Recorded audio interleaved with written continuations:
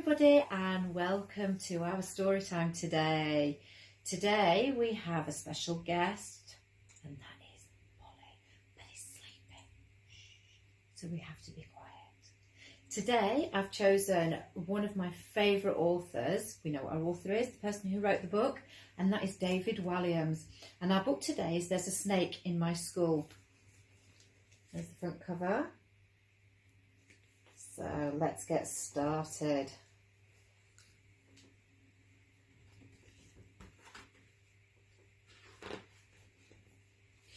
Mr. Bright had told all the children in his class it was Bring Your Pet to School Day. Everyone rushed into the playground to meet the animals. There was a stupidly cute little gerbil, a little goldfish, a fat cat, a 100-year-old tortoise, and a tall dog. There they all are in the playground. Last to arrive as usual was a little girl called Miranda. She was riding on the back of an enormous, slithery snake. Meet Penelope. This is my pet python, announced Miranda.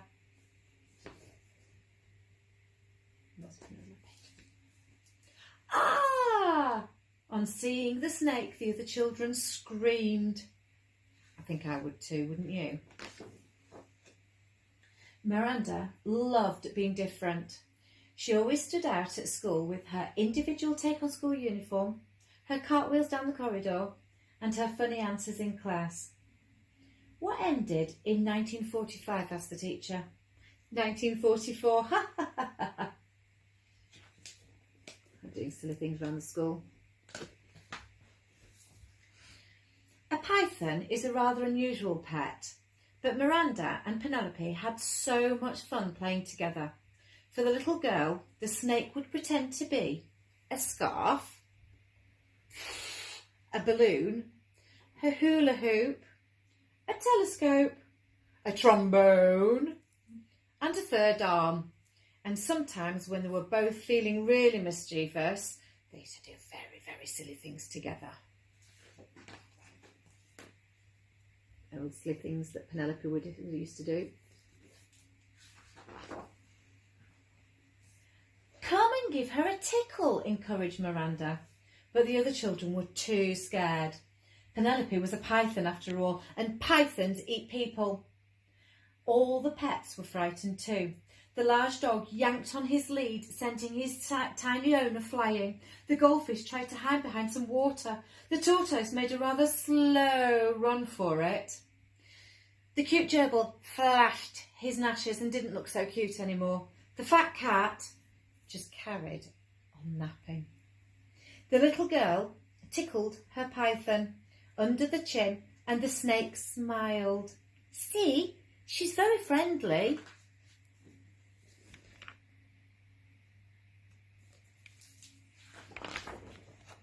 Soon, everyone was gathered around to marvel at Penelope. The python loved the attention that it made. So it made a climbing frame for the children to climb on, steps for them to step up, and a pole for them to slide down. Penelope even helped the children learn their numbers, although she could only go up to 9. This was turning into the best day of school ever. But then, I wonder what's going to happen next. Miss Bloat, the headmistress, thundered into the playground. There's a snake in my school, she shouted. Miss Bloat didn't like animals much, or children to be honest. It's Bring Your Pet to School Day, spluttered Mr. Bright. And Penelope is my pet, said Miranda. There she is.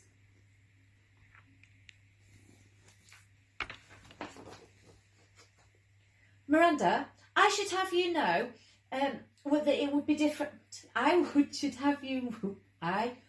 have known you would have been different. I got all my words muddled up then. A snake is not a pet. It's a menace, snapped Miss Bloat. Mr. Bright, all these filthy beasts are confiscated. All the girls and boys shouted, no!